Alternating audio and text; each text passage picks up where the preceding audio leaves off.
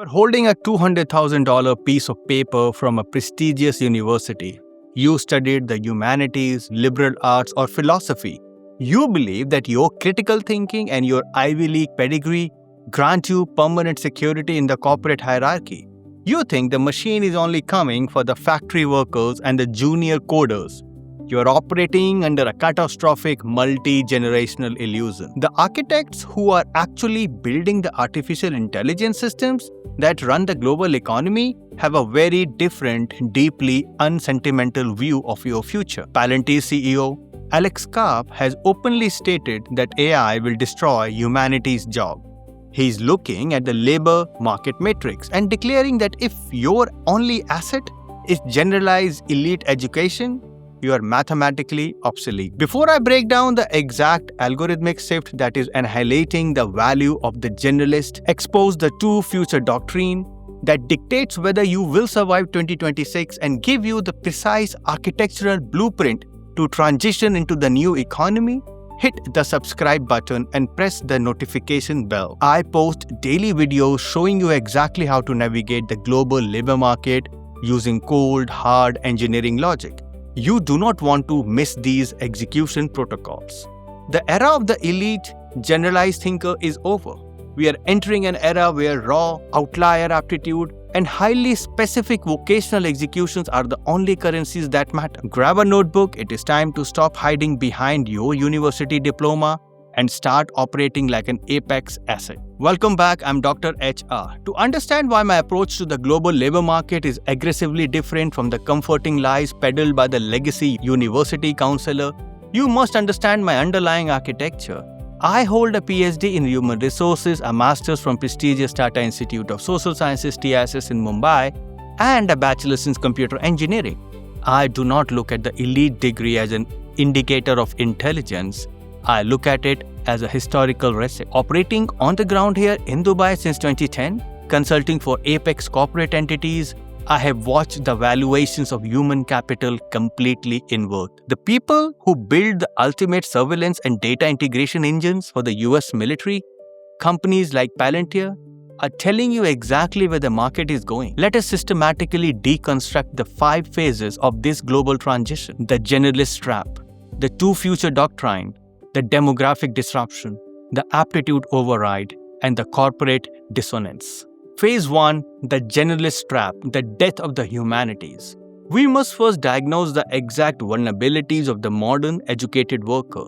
If you are banking on your ability to synthesize general information, write coherent essays, and offer broad perspective, you are competing directly with a multi-billion parameter language model that can execute those exact functions in 400 milliseconds. At the World Economic Forum's annual meeting in Davos, Switzerland, Palantir's co-founder and CEO Alex Karp sat in a conversation with BlackRock CEOs Larry Fink and delivered a brutal assessment: AI will destroy humanity's job. When evaluating this statement, you must understand the source. Karp is not an uneducated tech bro who hates academia. He attends Haverford College, an elite liberal arts school, earned a JD from Stanford Law School, and holds a PhD in philosophy from Goethe University in Germany. He is the ultimate product of the elite humanities system.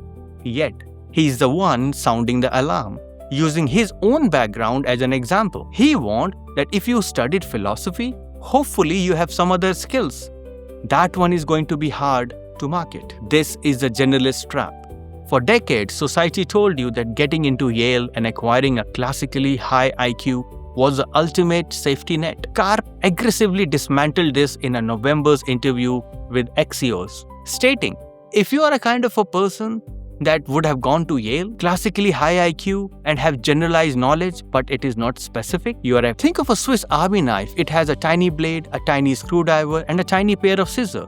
It is generally useful in a campsite. But if you need to surgically remove a tumor, you do not use a Swiss Army knife. You use a highly specialized laser-calibrated scalpel. The AI is now the ultimate Swiss Army knife. It possesses all the generalized knowledge of human history. The market no longer pays for generalized knowledge. It only pays for the specialized scalpel. The diploma on your wall is not a shield, it is a target. Phase 2, the two future doctrine, vocational versus neurodivergent. If generalized elite intelligence is obsolete, what is a survival algorithm? On March 12, the 58-year-old billionaire outlined what I call the two futures doctrine. According to Karp, there are basically two ways to know you have a future. 1, you have some vocational training. Or 2, you are neurodivergent. Let us analyze these two distinct paths of survival. First, vocational training. Why is the vocational training immune to the LLM? Because large language models live in a digital hallucination. They process text, they do not turn a wrench. They do not repair a complex HVAC systems on a skyscraper in Dubai. And they do not lay fiber optics cable under the ocean. Vocational training anchors your economic value to a physical reality that machines cannot yet manipulate. Karp explicitly noted that there will be more than enough jobs for the citizens of your nation, especially those with vocational training. Second, the neurodivergent alpha. This is a profound shift in how we value human cognition. Historically, the corporate world penalized individuals who thought differently.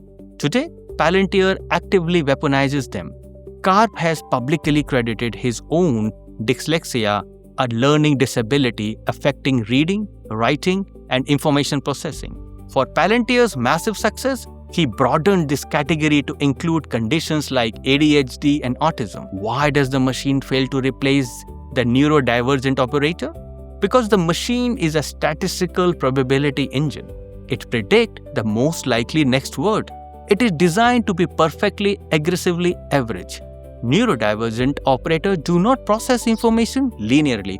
They execute massive, irrational cognitive leaps. They see pattern in the chaos that a linear statistical model will mathematically ignore. The corporate hierarchy no longer rewards the person who follows the rules perfectly.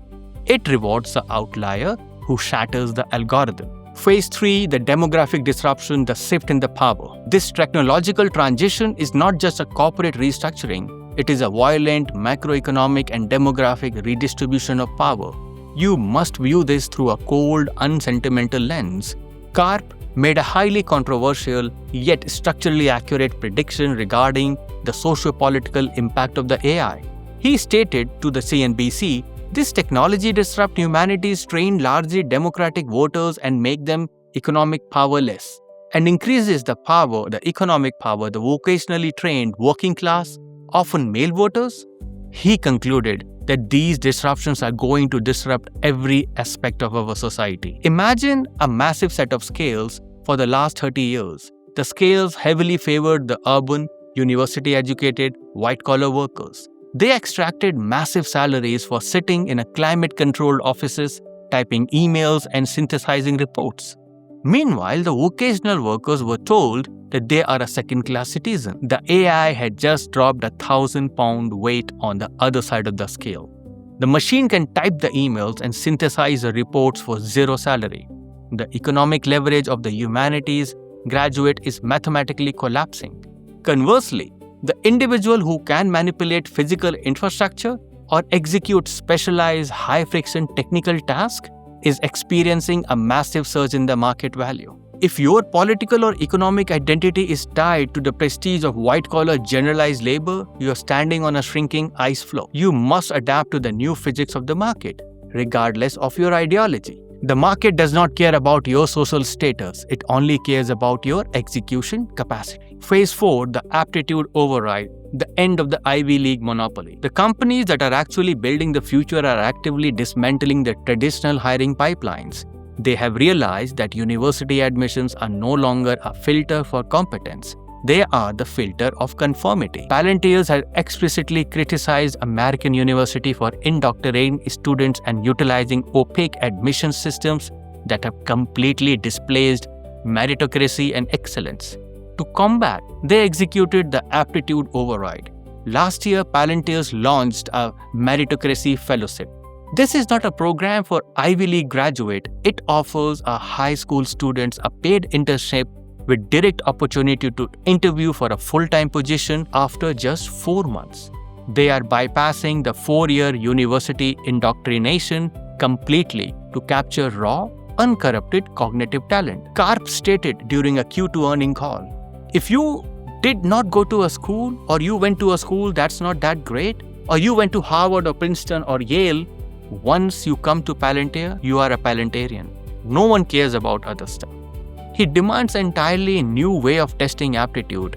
He highlighted the profound example of a former police officer who only attended a junior college. Today, the same individual manages the US Army Maven system, a highly advanced Palantir-made AI tool that processes drone imagery and video. Under the old legacy HR system, that individual resume would have been automatically rejected by an applicant tracking system because he lacked a prestigious degree. But Karp noted, in the past, the way we tested for aptitude would not have fully exposed how irreplaceable that person's talent are. He only pointed to a technicians building batteries at a battery company, declaring them very valuable, if not irreplaceable, because we can make them into something different than what they were very rapidly. We can make them into something different than what they were very rapidly. This is the ultimate mandate of the apex executive.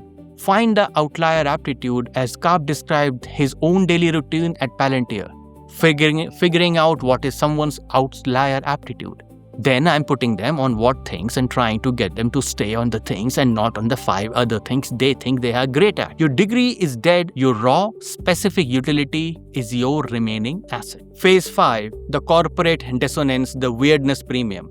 As an apex operator, you must audit the entire battlefield. While Palantir represents the bleeding edge of AI deployment, the legacy corporate world is currently in a state of deep cognitive dissonance. There are competing narratives. Some economics suggest that because LLMs do a heavy lifting in coding and research, human creativity will become a premium. Brandeis economic professor Benjamin Schiff told Fortune that a weirdness premium will be the highly valued in the future labor market. Not every CEO agrees with Karp's apocalyptic vision for humanities graduate. BlackRock CEO Robert Goldstein stated in 2024 that his firm was actively recruiting graduates who studied things that have nothing to do with finance or technology. Similarly, McKinsey Global Managing Partner Bob Sternfels recently told Harvard Business Review that the consulting giant is looking more at a liberal arts major whom we have deprioritized as potential source of creativity, specifically to break out the linear problem-solving loop generated by the AI. You must analyze this dissonance structurally. Are BlackRock and McKinsey truly valuing the liberal arts degree, or are they desperately searching for the exact same neurodivergent alpha that Karp is weaponizing, but simply applying a more polite corporate label to it? If McKinsey hires a liberal art major to break out a linear problem solving, they are not hiring them for their generalized knowledge. They are hiring them for their weirdness premium, their ability to hallucinate profitable ideas that AI statistical model would suppress. The gap between what applicants offer and what employers actually need is widening into a chasm. In December, the unemployment rates for the young workers aged between 16 to 24 hit 10.4% in the US, and it is actively growing among college graduates. The system is mathematically breaking down. Do not be seduced by the legacy firms telling you liberal arts degree is still valuable. They do not want your generalized knowledge. They want the non-linear execution that the machine cannot replicate. Look closely at the shifting tectonic plates of the global economy. The people who are building the algorithms are explicitly telling you that the algorithms will delete the generalist.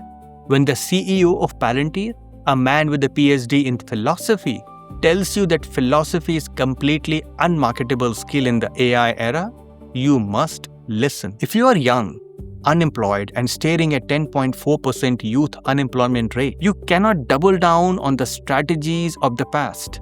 You must execute the pivot. You must abandon the safety of a generalized knowledge.